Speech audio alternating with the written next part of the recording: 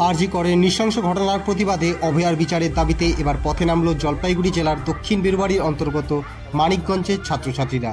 তাদের এই মিছিল শুরু হয়েছে মানিকগঞ্জের খেলার মাঠ থেকে, যা এগিয়ে আসছে 6 কিমি অতিক্রান্ত করে হলদিবাড়ি শহরের দিকে।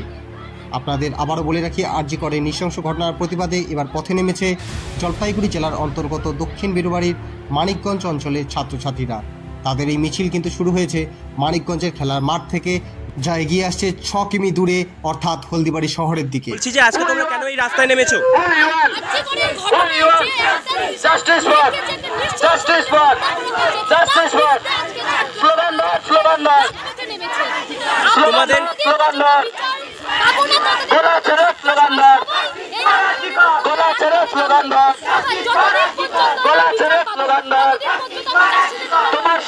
তোমাদের এই মিছিলটি এখান থেকে কত দূর পর্যন্ত যাচ্ছে?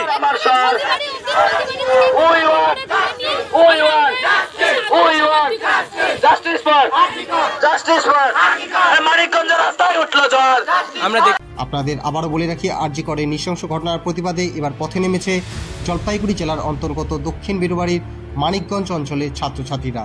তাদের এই মিছিল কিন্তু শুরু হয়েছে মানিকগঞ্জের খেলার মাঠ থেকে, যা এগিয়ে আসছে 6 কিমি দূরে, অর্থাৎ হলদিবাড়ি শহরের দিকে। আপনাদের আবারও বলে রাখি, আরজি করে নৃশংস ঘটনার প্রতিবাদে এবার পথে নেমেছে জলপাইগুড়ি জেলার অন্তর্গত দক্ষিণ বেরুবাড়ির মানিকগঞ্জ অঞ্চলের ছাত্রছাত্রীরা। তাদের এই মিছিল কিন্তু শুরু হয়েছে মানিকগঞ্জের খেলার মাঠ থেকে, যা এগিয়ে আসছে 6 কিমি দূরে, অর্থাৎ হলদিবাড়ি শহরের দিকে। আপনাদের আবারও বলে রাখি, আরজি করে নৃশংস ঘটনার প্রতিবাদে এবার পথে নেমেছে জলপাইগুড়ি জেলার অন্তর্গত দক্ষিণ বেরুবাড়ির মানিকগঞ্জ অঞ্চলের ছাত্রছাত্রীরা। আচ্ছা, কি জন্য আজকে তোমাদের এই আন্দোলন?